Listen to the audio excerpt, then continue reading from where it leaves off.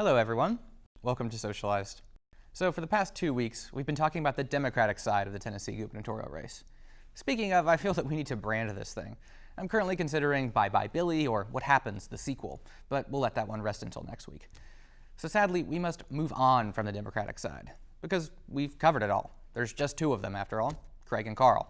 They could open up a chicken shop with alliteration like that, but instead they want to be Bill. However, many, many more Republicans want to be Bill.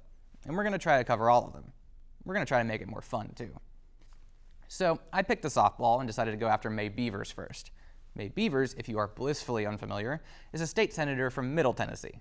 Born in Millport, Alabama in 1947, May Beavers came of age as the civil rights movement reached its zenith.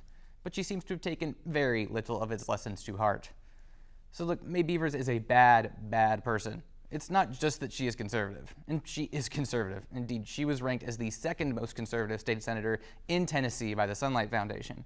And she only lost the crown to Stacey Campfield, by the way, a guy from right here in Knoxville who said that straight people couldn't get AIDS and compared signing up to Obamacare to busing Jews to concentration camps in the Holocaust. So yeah, she's not him. But no, what makes Beavers a bad person is her cruelty. Here are a list of some of the things Beavers has supported that hurt people. She was in favor of forcing unnecessary medical procedures on women trying to receive abortions. She was one of 2 people to vote against removing Representative Jeremy Durham from the Tennessee House after an investigation showed that he had sexually harassed or assaulted 22 women while in office. And indeed, in that instance, she wanted all of the accusers investigated. Beavers also voted to get rid of the Tennessee Economic Council on Women, which at the time was doing research into the gender pay gap and how domestic violence harms women's financial potential. Beavers also sponsored the Tennessee Natural Marriage Defense Act, which sought to nullify the Supreme Court's ruling in Obergefell v. Hodges. And she was the main driver in the state Senate to defund the Office of Diversity and Inclusion here on campus. And upon hearing that Chancellor Davenport planned to reinstate the office, she demonstrated that she does not understand the term disingenuous, which she used to criticize the decision while opining that conservative students are the real oppressed class on campus.